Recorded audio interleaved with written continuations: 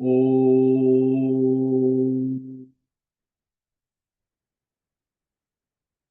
नमो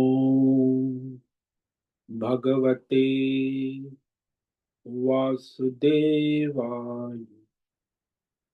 ओम नमो भगवते वासुदेवाय। ओम नमो भगवते वासुदेवाय। ओम नमो भगवते वासुदेवाय। ओम नमो भगवते वासुदेवाय। ओम नमो भगवते वासुदेवाय। ओम नमो भगवते वासुदेवाय। ओम नमो भगवते वासुदेवाय। ओम नमो भगवते वासुदेवाय। ओम श्री परमात्मने नमो नमः। ओम गणपतये नमो नमः। ओम गुं गुरुभ्यो नमो नमः। ओम ह्रीं सं सरस्वत्यै नमो नमः। ओम गुं गुरुभ्यो नमो नमः।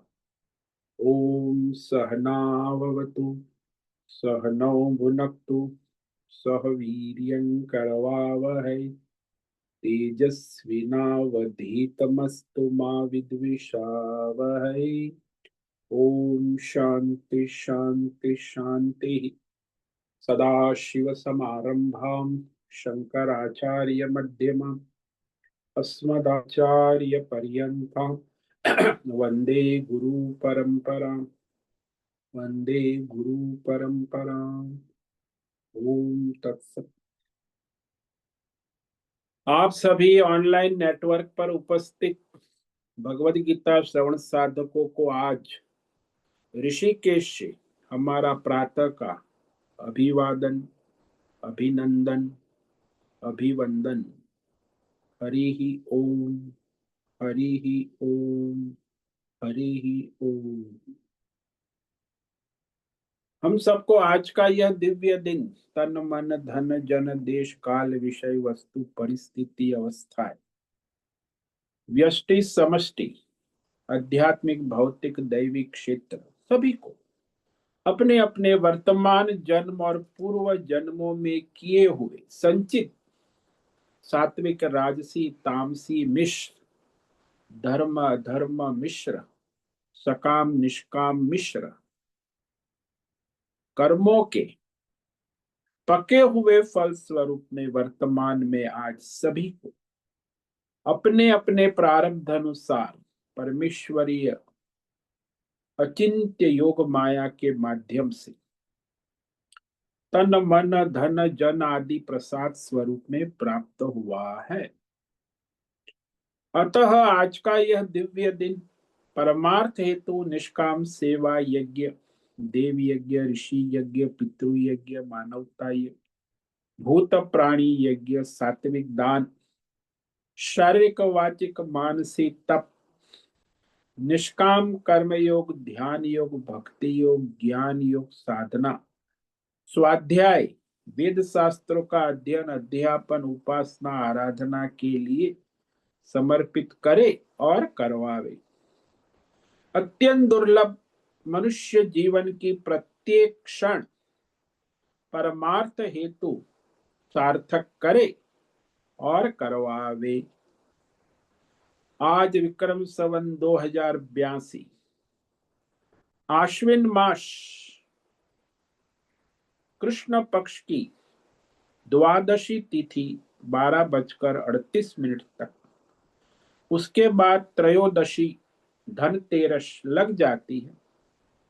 तो आज धनतेरस की पूजा होगी रात्रि, और पूर्व फाल्गुनी नक्षत्र जो है दोपहर 3:40 तक है। उसके बाद उत्तर फाल्गुनी नक्षत्र लग जाता है। आज शनिवार है।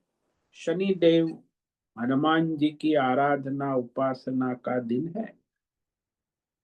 और शरद ऋतु चल रही है। यहाँ ऋषिकेश का रात्रि का सुबह का 4 बजे का न्यूनतम तापमान 14 डिग्री रहा है। अभी पौने 7 बजे 18 डिग्री तापमान है। और दोपहर का 2 बजे का अधिकतम तापमान 28 डिग्री रहा है। वायु की गति 5-10 किलोमीटर प्रति घंटा चल रही है। ईस्वी सन 2025 18 अक्टूबर 18 अक्टूबर 2025 सैटरडे सुबह के 6:50 हो रहे हैं। कलयुग का प्रथम चरण 5126वां वर्ष 7वां वैवस्वत मनवंतर श्वेत वराह कल्प ब्रह्मा जी का 26वां दिन और 51वां वर्ष अभी चल रहा है।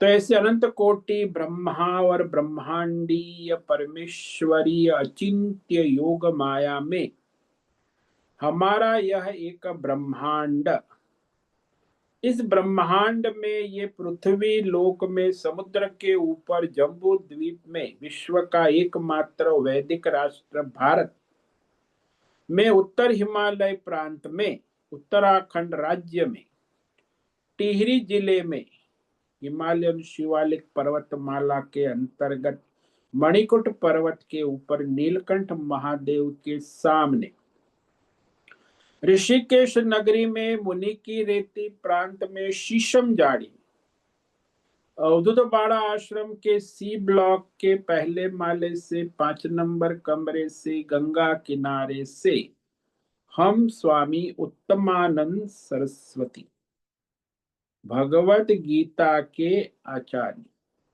शिष्य स्वामी चिन्मयानंद सरस्वती महाराज चिन्मय मिशन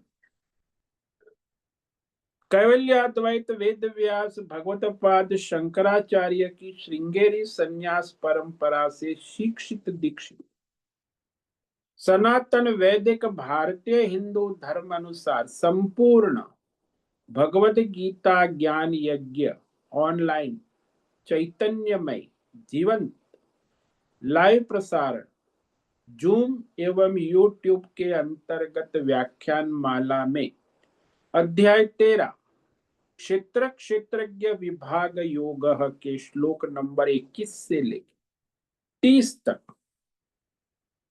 संक्षेप में सार दर्शन करेंगे।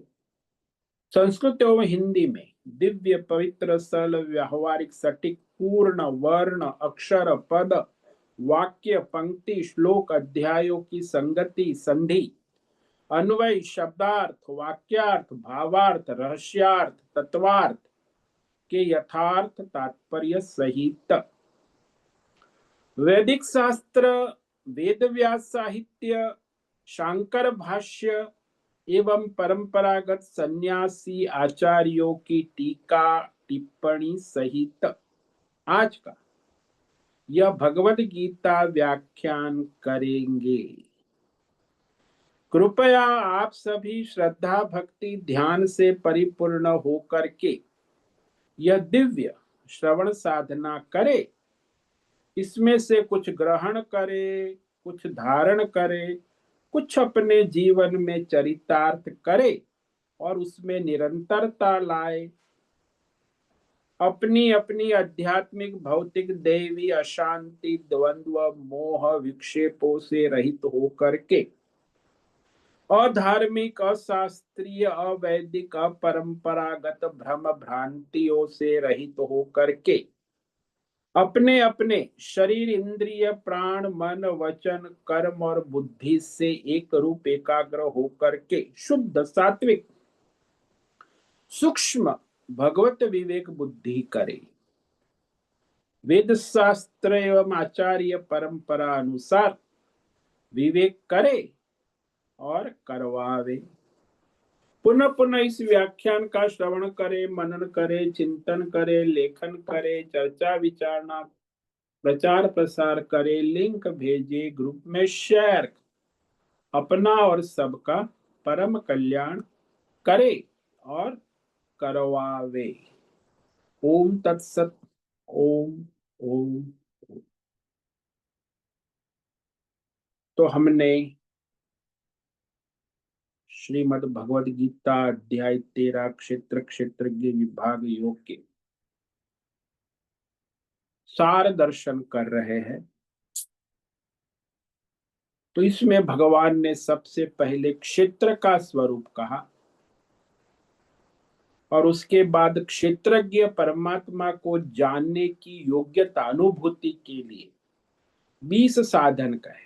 अमानित्व, उसके बिना परमात्मा में स्थिति नहीं हो सकती। हाँ, ज्ञान हो सकता है, शब्द ज्ञान, वाक्य ज्ञान, लेकिन अनुभूति के लिए भगवान ने कहा कि ये 20 साधन अनिवार्य है। अब को 20 साधन में कुछ कॉम्प्रोमाइज कर सकते, ठीक है, जैसे जैसे आपके साधन बनेंगे वैसे वैसे आपकी परमार्थ में रुचि और स्थिति बनती जाए। सारे साधन बन गए तो फिर परमार्थ में स्थिति अपने आप हो जाएगी।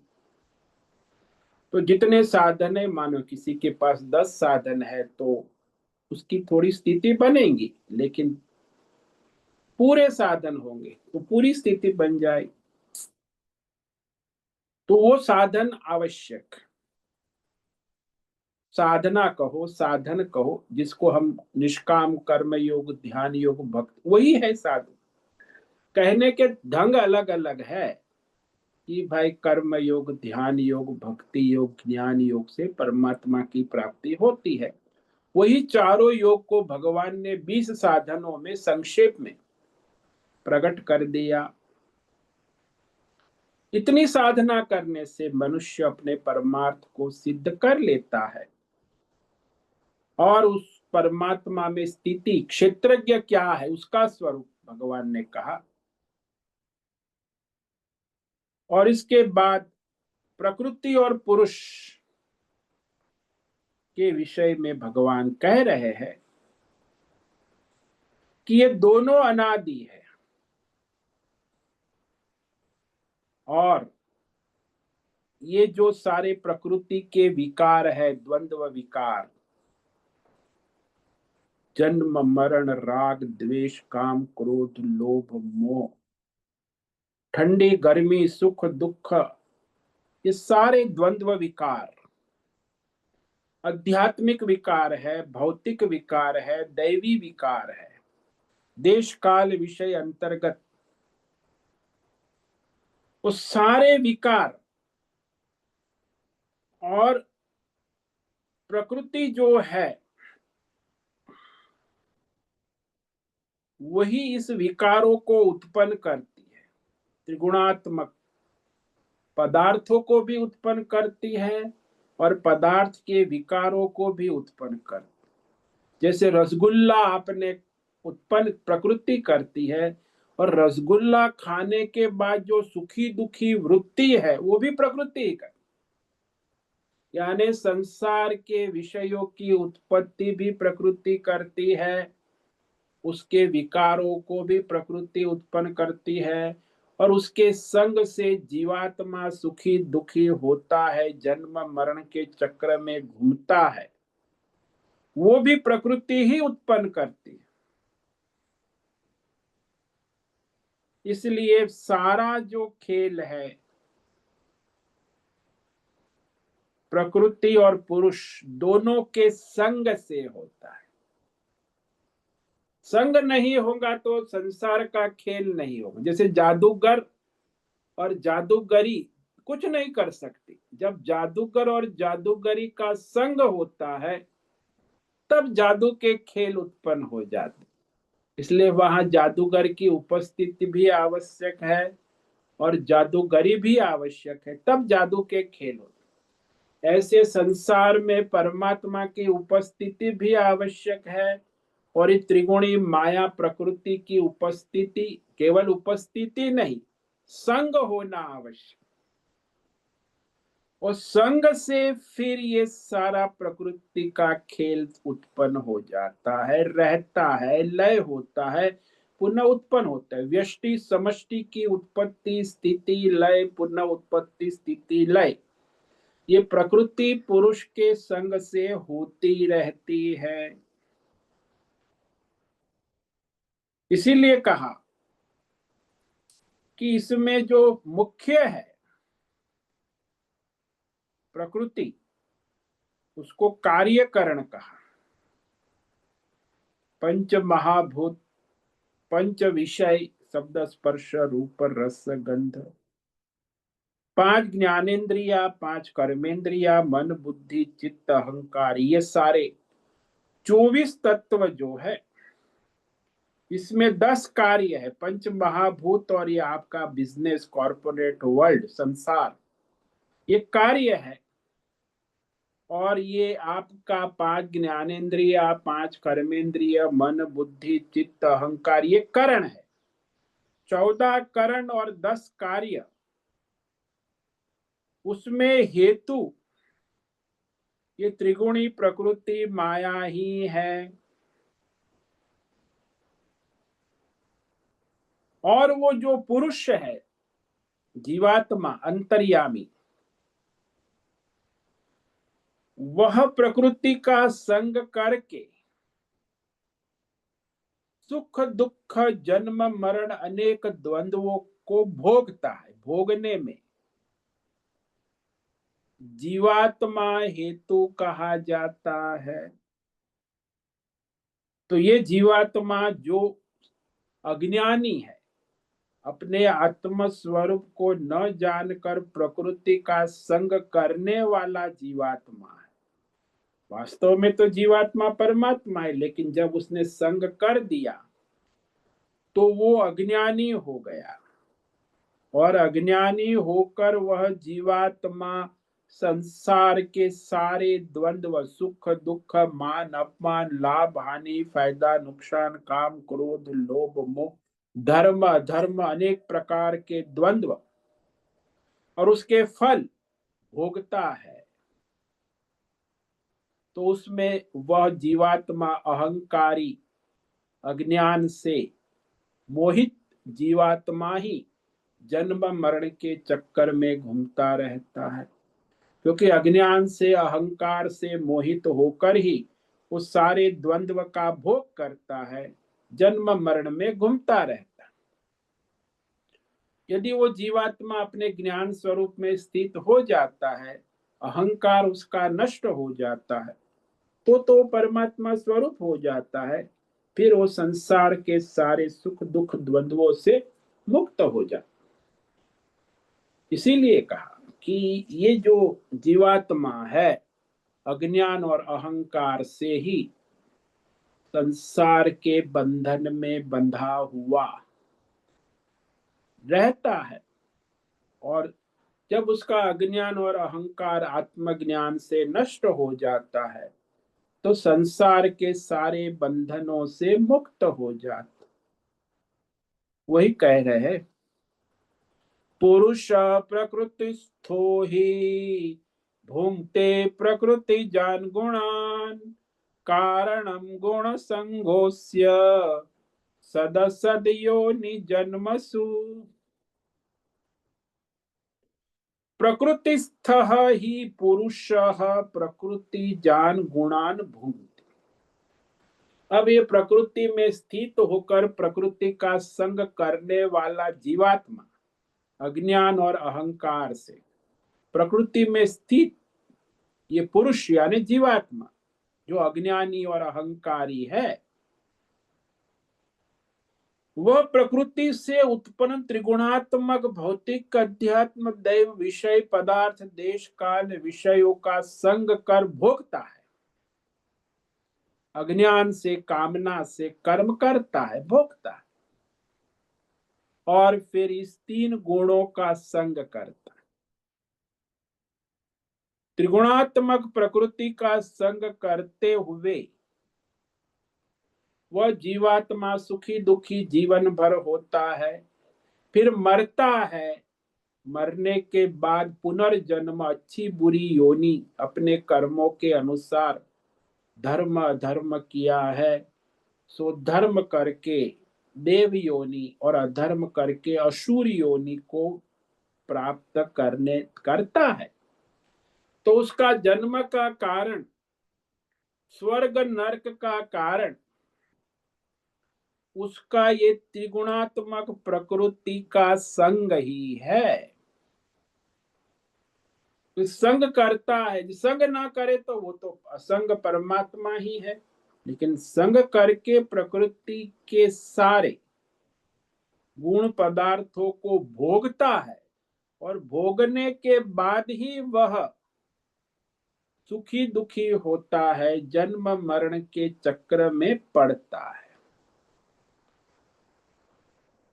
तो ये बड़ा आश्चर्य है। अज्ञानी मनुष्य जो है, वैसे तो प्रत्येक स्त्री पुरुष जन्म से सच्चिदानंद परमात्मा स्वरूप है, तो वो तो बचपन तो बढ़िया आनंद में जाता है, जवानी भी 16 18 20 साल तक आनंद में जाती है। तो वैसे वैसे कोई समस्या बचपन में और युवा अवस्था में। लेकिन जब ये जीवात्मा स्त्री पुरुष 21 साल के होते हैं, तो उसे लैला मजनू हीर रांझा का नशा चढ़ जाता है। अब वो लैला मजनू हीर रांझा बॉलीवुड हॉलीवुड फिल्म देखकर और चढ़ता नशा, और फिर वो उस नशे में स्त्री पुरुष का संग करती है, पुरुष स्त्री का संग करती, और इस काम वासना के कारण फिर संसार के मोह बंधन में बंध जाता है। फिर तो कामना वासना, फिर तो इंद्रिय के भोग, फिर बच्चे और फिर उसके पोते, और फिर परिवार धन संपत्ति मान अपमान लाभ हानि धर्म, सारा संसार वो अज्ञान से अहंकार से भोगता रहता है, फिर मरता है। तो मरने के बाद भी ये सारे संस्कार है ना, फिर अगले जन्म में बचपन तो अच्छा जाएगा, युवानी फिर लैला मजनू आ जाएगा। बस ये लैला मजनू ही जीवात्मा को मोहित करने का मुख्य कारण है, तो परमार्थ से वंचित हो जाता है। और ये नशा चढ़ा हुआ है दुनिया में, मैं देखता हूँ 99% मनुष्य इस लैला मजनू के नशे में आज भी। 80 साल का बूढ़ा है तो भी पॉर्न मूवी देखते रहते। सबसे ज्यादा इंटरनेट का उपयोग इसी के लिए होता। 60-70% महिला पुरुष, ये लैला मजनू का नशा उतरता नहीं है, चढ़ता ही जाता है, जितना भोग करता है उतना बढ़ता ही जाता है, और इसी को संसार का मूल बंधन का कारण है। बाकी सब पैसा है, मेडल है, ये सब गौण है। मुख्य यही प्रकृति पुरुष संग, जब नर मादा स्त्री पुरुष संग करते हैं ना, तभी उसका संसार सारा जो है पाप पुण्य सुख दुख धर्म धर्म सब खेल शुरू हो जाए, और फिर पुनर्जन्म पाप योनि धर्म करेगा तो देव योनि, और उसका ये संसार चक्र चलता रहता। तो इस तरह कहने के बाद अब भगवान कहते हैं परमात्मा और जीवात्मा दोनों एक ही है, लेकिन अज्ञान और अहंकार से वो अलग अलग प्रतीत होते हैं।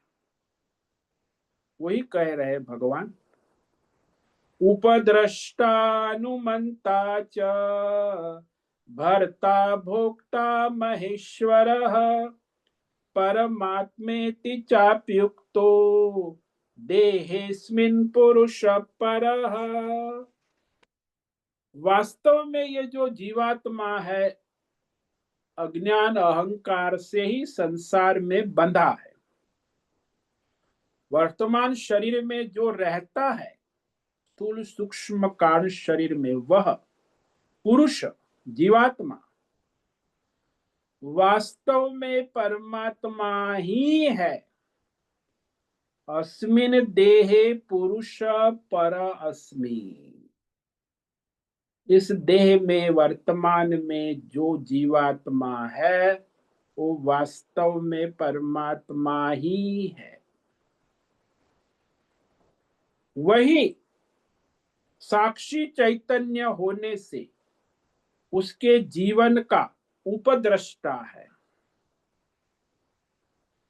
स्वयं क्रिया न करता हुआ समीप में स्थित होकर सब प्रकाशित करता है, देखता है। और अनुमंता, अनुमति देने वाला होने से अनुमंता है, उचित सलाह देता है, अनुमोदन भी करता है, अनुमति देता है कि ये करो ये न करो जिसमें आपका हित। तो आपकी अंतरात्मा आपको हमेशा मार्गदर्शन करती है। सभी प्राणियों को, चींटी से लेके ब्रह्मा विष्णु महेश, लेकिन मनुष्य अहंकार के नशे में आकर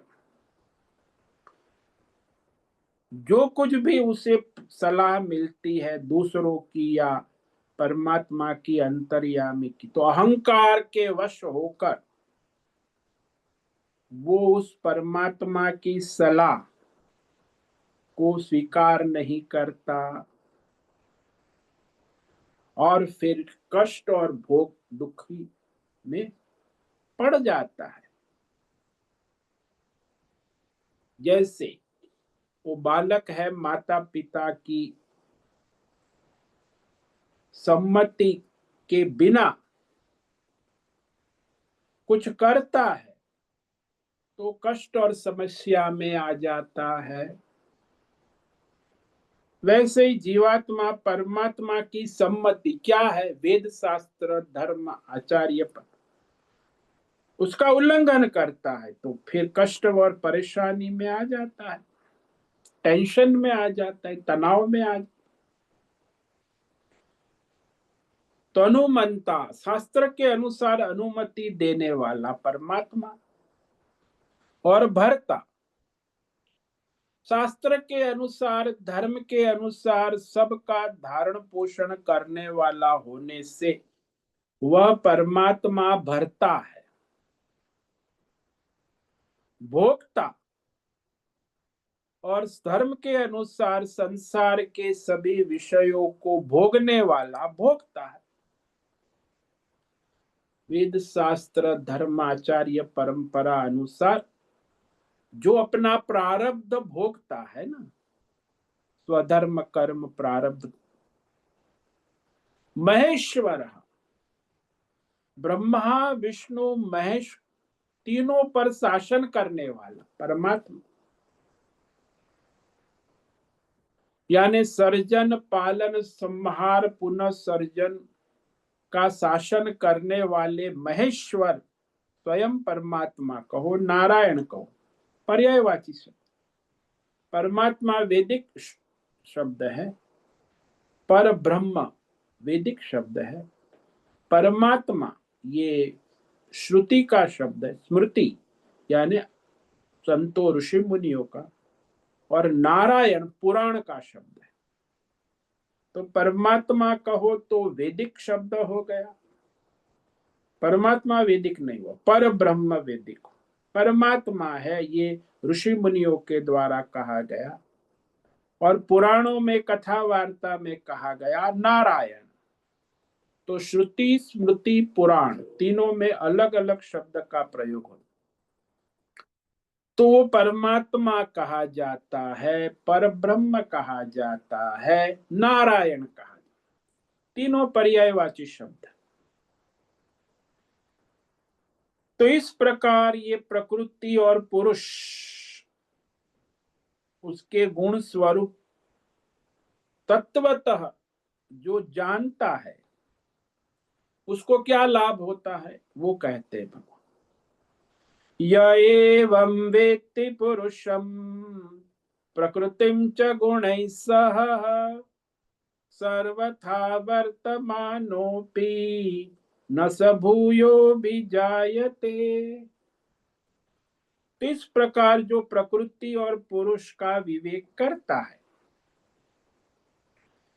तो पुरुष परमात्मा और प्रकृति त्रिगुणात्मक सत्व रजस तमस ईश्वरीय शक्ति दोनों सहित प्रकृति और पुरुष दोनों को जो मनुष्य यानी योगी परमार्थी प्रकृति और पुरुष आत्मा और अनात्मा के तत्व को जैसा शास्त्रों में कहा है, आचार्य परंपरा से कहा है, वैसा का वैसा जानकर अनुभूति करता है। वेत्ति, वेत्ति यानी अनुभूति कर, जानकर अनुभूति। आप कहते हो ना, मैं जानता हूं कि वो देवदत्त कैसा है, वो मेरे बचपन का मित्र है और आज 40 साल से मैं देवदत्त को जानता हूं। तो वो जानना जो है देवदत्त को, वो 40 साल से, वह है व्यक्ति। और जानाती है वो तो अभी मैं जानता हूं, अभी देवदत्त का परिचय हुआ मित्र कहीं रास्ते में, तो उसे कहा अभी तो परिचय हुआ ना, 40 साल की अनुभूति, तो उसे व्यक्ति कहते हैं। और जानाती वो जानता है, वो सामान्य है। व्यक्ति मतलब अनुभूति पूर्वक जानता है। वह सब प्रकार से प्रारब्ध अनुसार अपना स्वधर्म कर्म वर्तमान में करते हुए भी संसार बंधन से मुक्त रहता है और उसका पुनर्जन्म नहीं होता। तो इस प्रकार ये परमार्थ सिद्ध कर लेता है। कैसे करता है ये अब कह रहे फिर से भगवान। ध्यानेनात्मनि पश्यन्ति केचिदात्मानमात्मना अन्ये च सांख्येन योगेन कर्मयोगेन चापरे। केचित कोई मनुष्य, हजारों लाखों में करोड़ों में, क्योंकि ये जो मनुष्य जीवात्मा रूप में मनुष्य का जन्म दुर्लभ है। सारे जीवात्मा है, चींटी से लेके 84 लाख जीवा, सब जीवात्मा, लेकिन इस 84 लाख जीवात्माओं में जो मनुष्य का जन्म है वो दुर्लभ है।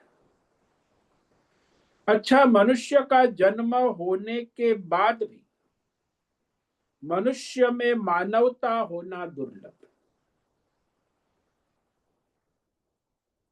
आज दुनिया में सबसे बड़ी समस्या है मानवता की।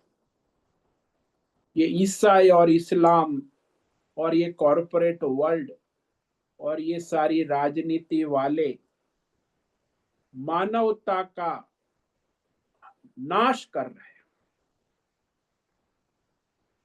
क्योंकि दुर्लभ है।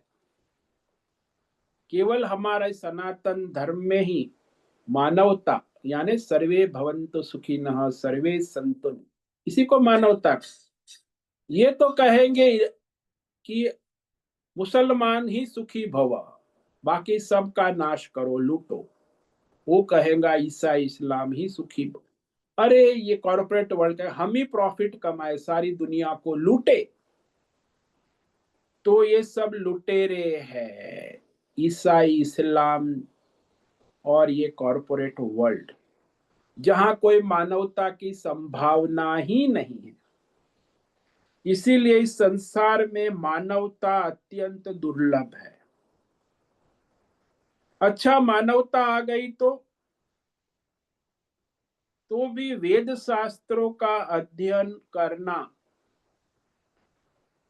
और अध्ययन कर अध्यापन कर उसे अपने जीवन में चरितार्थ करना अनुसार वो दुर्लभ है।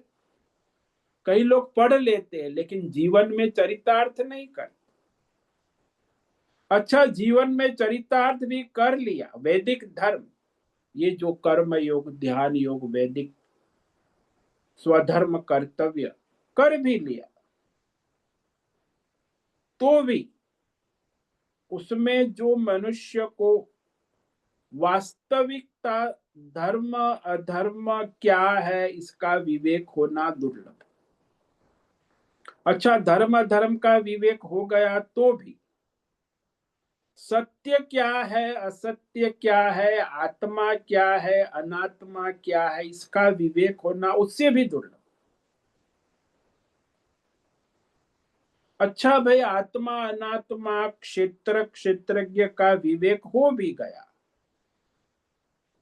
तो भी उसमें अपने एकत्व होना, अनुभूति होना, ये दुर्लभ है कि मैं जीवात्मा नहीं, मैं परमात्मा हूं, ऐसी अनुभूति दुर्लभ है। तो इस परमात्मा में स्थिति, बुद्धि की दृढ़ स्थिति, अनुभूति हो जाती, फिर भी स्थिति नहीं बनती, तो जैसे दृढ़ स्थिति होना, ये उससे भी दुर्लभ। तो मैं परमात्मा स्वरूप हूं, ऐसे परमात्मा और जीवात्मा का एकत्व अनुभव होना, उसी को जीवन मुक्ति कहते। और ऐसी जीवन मुक्ति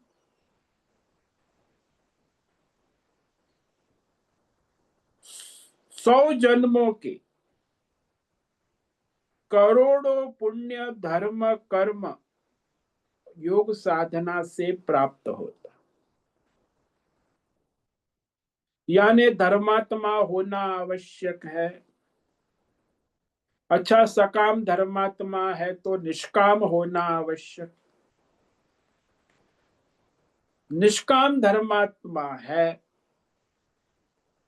तो निष्काम योगी होना आवश्यक है, निष्काम कर्म योगी है, धर्मात्मा होना तो अनिवार्य है। जो धर्मात्मा नहीं है वो कभी योगी हो ही नहीं सकता, वो तो भोगी ही रहेगा। अधर्मी कभी योगी नहीं होता, वो तो भोग में जिएगा, भोग में मरेगा। दुनिया में आज 95% मनुष्य धर्मात्मा ही नहीं है, भोगी है। कॉर्पोरेट वर्ल्ड है, इस्लाम है, ईसाई है, ये सब भोग ही भोग। तो वहां मनुष्य धर्मात्मा है, वो भी उसके लाखों करोड़ों पुण्य का उदय होगा तब यो योगी बनेगा, केवल धर्मात्मा से नहीं। तो ये कहा, सत जन्म कोटि सुकृतैर पुण्यर विना न लभ्यते। ये योग साधना भी आपके 100 जन्मों के कोटि पुण्य कर्म के बिना संभव। आपको ये सत्संग मिल रहा है, ये आपके 100 जन्मों के पुण्य का उदय हुआ है, तभी ये आप सत्संग सुन रहे हैं, नहीं तो ये संभव नहीं। पुण्यर विना न लभ्यते, और यह पुण्य का उदय होता है तब निष्काम कर्म योग होता है। जब कर्म योग पूर्ण होता है तो निष्काम ध्यान योग। तो वही भगवान कह रहे हैं कि इस क्रम से, इस साधना से ही मनुष्य, कोई योगी, क्योंकि पिछले जन्म में करके आए ना, इस जन्म में कुछ ध्यान योग में लगा, इसका मतलब ये नहीं कि वो इसी जन्म में कर, वो पिछले जन्म में धर्मात्मा था, कर्म योग करके आया है, इस जन्म में वो ध्यान योग में बैठा, कोई भक्ति योग में लगा है, तो पिछले जन्म संचित करके आया है। ये भ्रम मत होना कि इसी जन्म में उसने ज्ञान योग कर लिया, इसी जन्म में भक्ति योग में, ऐसा नहीं। बिना संचित के वर्तमान प्रारब्ध में कर्म भक्ति ध्यान हो ही नहीं सकते। वही कह रहे भगवान, ध्याने नात्मनि पश्यन्ति केचिदात्मानमात्मना अन्ये सांख्येन योगेन कर्म योगेन चापरे। तो इस परमात्मा तत्व का साक्षात्कार क्रम से कितने योगी ध्यान योग के द्वारा क्रम से परमात्मा को देखते हैं, साक्षात्कार करते हैं, पश्यन्ति। कई ज्ञान योग के द्वारा योगी परमात्मा का साक्षात्कार करते हैं क्रम से, और कई कर्म योग के द्वारा, निष्काम कर, सकाम नहीं, क्रम से परमात्मा का साक्षात्कार करते हैं। तो इस प्रकार अब कई लोग पढ़े लिखे नहीं है ना, तो उसके विषय में भगवान कहते हैं कि चलो भाई, ये शास्त्र तो पढ़े नहीं, लेकिन आचार्यों से सत्संग सुनकर उस अनुसार कर्म योग, ध्यान योग साधना करके भी वह अपनी परमार्थ को सिद्ध करते हैं। अन्ये तेवमजानन्त श्रुत्वान्येभ्य उपासते तेपि चाति तरन्त्येव मृत्युम श्रुतिपरायणाः। तो कई लोग जो है शास्त्र पढ़े नहीं है, लेकिन श्रद्धा भक्ति समर्पण वाले हैं, अपनी मंद बुद्धि है, फिर भी कुछ जानते न होते हुए भी आचार्य परंपरा से, आचार्यों से आत्मा अनात्मा तत्व को जानते, सुनकर, श्रुत्वा कहा, सुनकर वो आत्मा अनात्मा प्रकृति पुरुष क्षेत्र क्षेत्रज्ञ का विवेक कर अपनी साधना उपासना करते हैं, तो वो भी श्रुति परायणा का, बस सुनकर आचरण में लाने वाले, केवल सुनने वाले नहीं, सुनकर को तो कुछ होता नहीं है। श्रुति परायणा, सुनकर उसे अपने जीवन में चरितार्थ करने वाले भी इस परमार्थ को सिद्ध कर लेते हैं, यानी मृत्यु संसार सागर को पार कर जाते, अति तरंती, मुक्त हो जाते हैं। तो इस तरह वह मनुष्य अपना परमार्थ सिद्ध कर लेता है। और ये सारा जो संसार है वो क्षेत्र और क्षेत्रज्ञ के संयोग से ही उत्पन्न होता है, रहता है, लय होता है, पुनः उत्पन्न होता रहता है। ये कह रहे भगवान, यावत् संजायते किंचित सत्वं स्थावर जंगमम क्षेत्र क्षेत्रज्ञयो संयोगात् तद्विद्धि भरतर्षभ।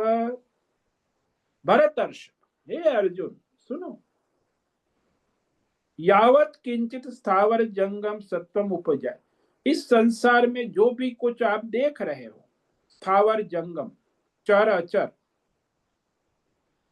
कोई भी विषय, सत्वम यानी विषय, देश काल विषय, भौतिक अध्यात्म देव उत्पन्न होते हैं, व्यष्टि समष्टि, उन सब को क्षेत्र क्षेत्रज्ञ संयोगात विद्धि, क्षेत्र और क्षेत्रज्ञ के संयोग से ही उत्पन्न हुआ, स्थित हुआ, लय हुआ, पुनः उत्पन्न हुआ जानो।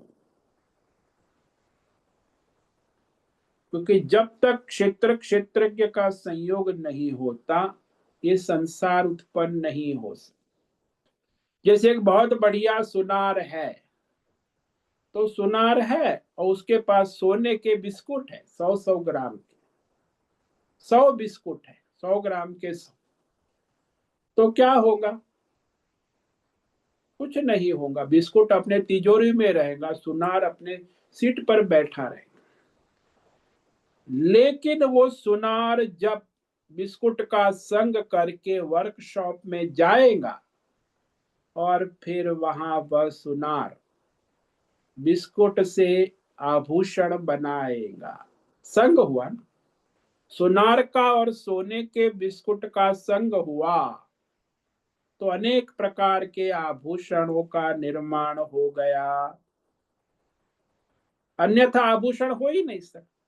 सोना अपने तिजोरी में रहेगा और सुनार अपने सीट पर बैठा रहेगा, उसे वर्कशॉप में जाएगा, संग करेगा, तब आभूषण उत्पन्न होने लगे। तो वैसे ये संसार में परमात्मा जैसे जादूगर है और जादूगरी अपनी जगह है, वो दोनों का संग नहीं होगा तो जादू के खेल नहीं होंगे, इसलिए संग होना आवश्यक। प्रकृति और पुरुष कहो, क्षेत्र क्षेत्रज्ञ कहो, जादूगर और जादूगरी कहो, उनका संग होगा तभी जादू के खेल होंगे। ये संसार का खेल, जादू के खेल की उत्पत्ति, खेल की स्थिति, खेल का लय, नए नए खेल की उत्पत्ति स्थिति लय पुनः पुनः होते रहते, ऐसे ये संसार है। तो जो परमेश्वर को इस संसार में असंग अनासक्त देखता है, वो वास्तव में परमात्मा के स्वरूप को जानता। समम सर्वेषु भूतेषु तिष्ठन्तं परमेश्वरं विनश्यत्सु विनश्यन्तं य पश्यति स पश्यति। जो तत्वज्ञानी है, आत्मज्ञानी, महात्मा, नष्ट होते हुए, उत्पन्न होते हुए, पुनः पुनः स्थित होते हुए, चराचर सभी में परमेश्वर को अविनाशी देखता है, अविनश्य, समम और एक रूप, एक रस देखता है। वही वास्तव में परमात्मा को सर्वत्र सदा में उपस्थित देखता है, जानता है, यानी वो यथार्थ परमात्मा के स्वरूप को जानता है। सभी आभूषणों में जो सुवर्ण तत्व को उपस्थित देखता है, वो वास्तव में सुवर्ण तत्व का ज्ञाता है। लेकिन जो आभूषणों को ज्ञाता है, वो आभूषणों का जानकार है, वो सुवर्ण तत्व का जानकार नहीं है। आभूषण की जानकारी छोड़कर आभूषण का ज्ञान जो है वो मिथ्या ज्ञान है, और सुवर्ण का ज्ञान है वो सत्य ज्ञान। इसलिए संसार का जो आप लोग पढ़ते हो, भौतिक, अध्यात्म, साइंस, टेक्नोलॉजी, योग सिद्धि, दैवी, ये सब मिथ्या ज्ञान, आभूषण का ज्ञान।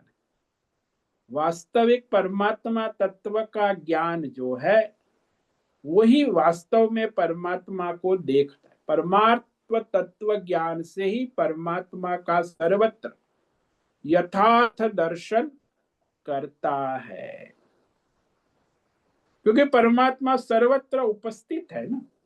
वो भी कहते हैं समम पश्यन् हि सर्वत्र समवस्थितमीश्वरं न हि नस्यात्मनात्मानं ततो याति पराम गतिम।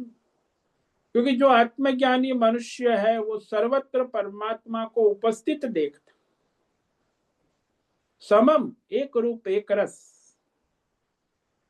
तो अपने आत्मा के द्वारा अपने आत्मा को नष्ट नहीं करता, यानी अहिंसा में स्थित हो जाता,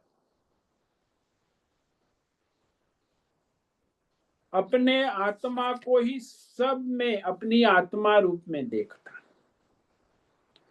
इससे वह परम गति को प्राप्त हो। जैसे माता होती है, पिता होते हैं, वो उसमें अपने संतानों में अपने आत्म स्वरूप को देखते हैं, इसीलिए उसकी हिंसा नहीं करते। पुत्र चाहे जैसा भी हो, पुत्र माता पिता की हिंसा करता है, लेकिन माता पिता पुत्र की हिंसा नहीं करता, क्योंकि आत्म स्वरूप में दर्शन।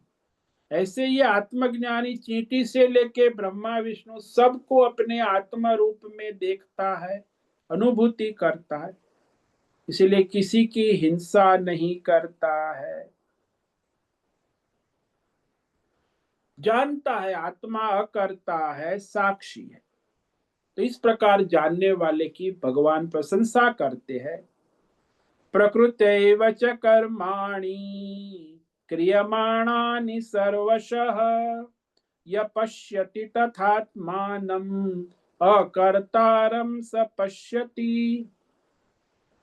तो जो मनुष्य सर्वत्र परमात्मा दर्शन करता है, वो वर्तमान में अपने प्रारब्ध अनुसार संपूर्ण कर्मों को सब प्रकार से प्रकृति के द्वारा ही किए जाते हुए जानता है, देखता कि प्रकृति है, प्रारब्ध है, और उसी के द्वारा वो कर्म हो रहे हैं।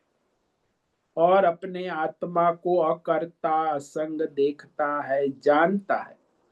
वही यथार्थ रूप से संसार में प्रकृति और पुरुष का विवेक करता है, क्योंकि ये प्रारब्ध प्रकृति का है, आत्मा का नहीं। संपूर्ण कर्म सब प्रकार से प्रकृति के द्वारा ही प्रारब्ध के अनुसार किए जाते, वो जानता है। और आत्मा जो परमात्मा क्षेत्रज्ञ है, वो अकर्ता है, साक्षी है, परमात्मा स्वरूप, तो ही यथार्थ देखता है। जैसे आप कहो कि मैं देवदत्त हूं, तो मैं हूं तो कुछ करता नहीं है, वो तो प्रकाशक है। लेकिन ये देवदत्त है, प्रकृति है, और वो देवदत्त ही सारे पाप पुण्य धर्म अधर्म प्रारब्ध के अनुसार करता है और भोगता है। मैं देवदत्त हूं, उसमें देवदत्त प्रकृति है, और मैं हूं वो पुरुष। ये दोनों को जो अलग अलग देखता है, जानता है, वो वास्तव में परमात्मा को सर्वत्र देखता है, परमात्मा में संसार को और संसार में परमात्मा को जानता है। यदा भूत पृथक भावम एकस्थम अनुपश्यति ततेव च विस्तारम ब्रह्म संपद्यते तदा। तो जिस क्षण, जिस जन्म में ये जीवात्मा आत्मज्ञान में स्थित होता है, आत्मज्ञानी तत्वज्ञानी, तो सारा जो देश काल विषय भेद भ्रम भौतिक अनेक प्रकार की वृत्ति प्रवृत्ति सबको एक परमात्मा में ही उपस्थित देखता है, और उस परमात्मा से ही उसका संपूर्ण विस्तार देखता है, स्वप्नवत देखता है। उसी क्षण वह परमात्मा को प्राप्त हो जाता है। तदा ब्रह्म संपद्यते। तो जिस जन्म में, जिस क्षण में, जिस समय वह आत्मज्ञानी सन्यासी तत्वज्ञानी परमार्थी सारे भेद भ्रमों से रहित हो जाता, विजातीय भेद रहित, और वह केवल एक परमात्मा में ही सबको स्थित देखता। जैसे सारे आभूषण, सुनार की दुकान में जिस समय वो सारे आभूषणों को एक सुवर्ण में स्थित देखता है, तो संपूर्ण आभूषणों का विस्तार सुवर्ण से ही है ऐसा जानता है। उसी क्षण वो सुवर्ण तत्व में हो जाता है, सुवर्ण तत्व को प्राप्त कर लेता। ऐसे ही जब संसार में सर्वत्र भगवान को देखता, जैसे मीराबाई है, मेरे तो गिरधर गोपाल, इस संसार में मेरे लिए कोई दूसरा है ही नहीं, केवल गिरधर गोपाल, तो उसने परमात्मा को प्राप्त कर लिया। तुलसीदास कहते सिया राम में, सब सिया राम के सिवा कुछ है ही नहीं, तो परमात्मा को। कबीर कहता है कहाँ ढूंढे वो को, कहाँ ढूंढे मैं तो तेरे पास, तो तुम्हारे अंतर्यामी रूप से मैं उपस्थित। तो इस तरह सारे संत महापुरुषों की वाणी भजन जो आप सुनते हैं, उसी में कहते हैं कि सारा सिया राम मैं सब जग जानी, सब भगवतमय है। तो वो सब भगवतमय जिसको दृष्टि प्राप्त, वही भगवतमय हो जाते, वही मुक्त हो जाते। जब तक ये भेद दृष्टि है, चार प्रकार की दृष्टि है संसार में। किसी रास्ते पर जाती हुई स्त्री को आप देखते हो तो आप कहते हैं कोई स्त्री है, नारी है। और यदि आपकी ये दृष्टि जड़ है, तामसी है। दूसरी दृष्टि है कि ये माता है, बहन है, तो ये राजसी दृष्टि है। तीसरी दृष्टि है कि अरे ये स्त्री नहीं, माता नहीं, बहन नहीं, ये तो साक्षात देवी दुर्गा जगदम्बिका है। वंदन करो, दंडवत प्रणाम करो। साक्षात अभी नवरात्रि में सब देवियों की पूजा हो, तो वंदन कर, देवी है। तो ये सात्विक वृत्ति बुद्धि है। और यदि आप उसको देखकर समझते हो कि ये तो नारायणी है, परमात्मा स्वरूपिणी, तो वो आपकी परमार्थ दृष्टि है। वो नारी तो नारी है, रास्ते पे सामने खड़ी है, लेकिन आपकी दृष्टि क्या है? वो आपके तामसी संस्कार है तो आपको स्त्री दिखेंगी, आपके राजसी संस्कार है तो आपको माता बहन दिखेंगी, आपके सात्विक संस्कार जगत जननी देवी माँ दिखेंगी, और आप गुणातीत भगवतमय है तो आपको नारायणी दिखेंगी। है तो वो नारी सामने खड़ी है। आपकी जैसी दृष्टि होगी वैसी आपकी सृष्टि प्रकट हो जाएगी। ओम नमो नारायणाय, ओम नमो नारायणाय, ओम नमो नारायणाय, ओम नमो नारायणाय, ओम नमो नारायणाय। कायेन वाचा मनसेन्द्रियैर्वा बुद्ध्यात्मना वा प्रकृते स्वभाव करोमि यद्यत् सकलं परस्मै नारायणायेति समर्पयामि। ओम सर्वे भवन्तु सुखिनः, सर्वे सन्तु निरामया, सर्वे भद्राणि पश्यन्तु, मा कश्चित् दुःखमाप्नुयात्। अस्तु मा सद्गमय, तमसो मा ज्योतिर्गमय, मृत्योर्मा मृतङ्गमय। ओम पूर्णमद पूर्णमिदं पूर्णात् पूर्णमुदच्यते पूर्णस्य पूर्णमादाय पूर्णमेवावशिष्यते। ओम शांति शांति शांति। शंकरं शंकराचार्यं केशवं बादरायणं सूत्र भाष्य कृतौ वंदे भगवन्तौ पुनः पुनः। ईश्वरो गुरुरात्मेति मूर्ति भेद विभाग व्योमवद्व्याप्तदेहाय दक्षिणामूर्तये नमो नमः। ओम गुं गुरुभ्यो नमो नमः। ओम तत्सत् ब्रह्मार्पणमस्तु। ओम ओम ओम।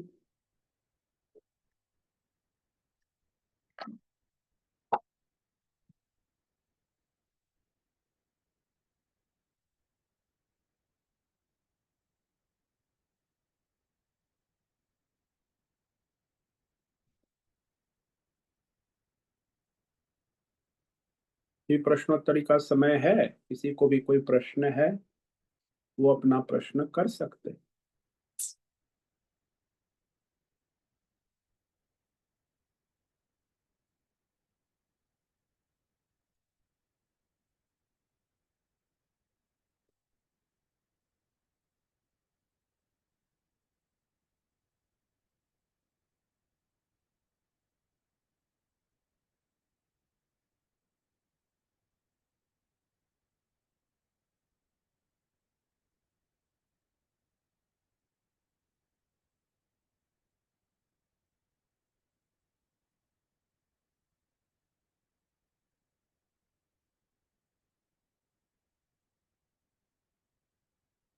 ठीक है, आज उपस्थित है प्रकाश आनंद उषा होस्ट है, अदृश पड़िया को होस्ट है, अजय रत्न पारखी, राय बहादुर कपूर, अनुराधा जेठे, आशा कोटक, बीबी शर्मा, मोहन, जयंती पांडा, लीलावती बड़ेकर, मीनाक्षी काले, नैना पुरोहित, पंकज भट्ट, पृथ्वीराज मालोर, राजेश मोलकर, रेशा रथ, राजेश शर्मा, रूपेश पाटिल, संजीवनी, श्रीरंग रानडे, सुचिता पाटिल, सुनील ठाकुर और विशाल बेड़िक।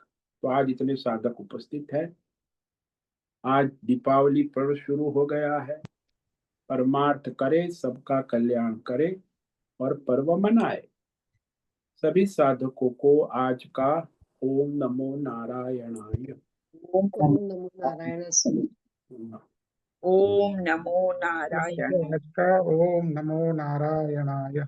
नारायणाय ओम नमो नारायणाय। ओम नमो नारायणाय। स्वामी जी, नारायणाय। उससे निवेदन है आज का सत्संग पूर्ण करें। ओम नमो नारायणाय। आज का दिव्य सत्संग हम यही पूर्ण करते हैं। सभी साधकों को ओम नमो नारायणाय। सभी साधकों को ओम नमो नारायण।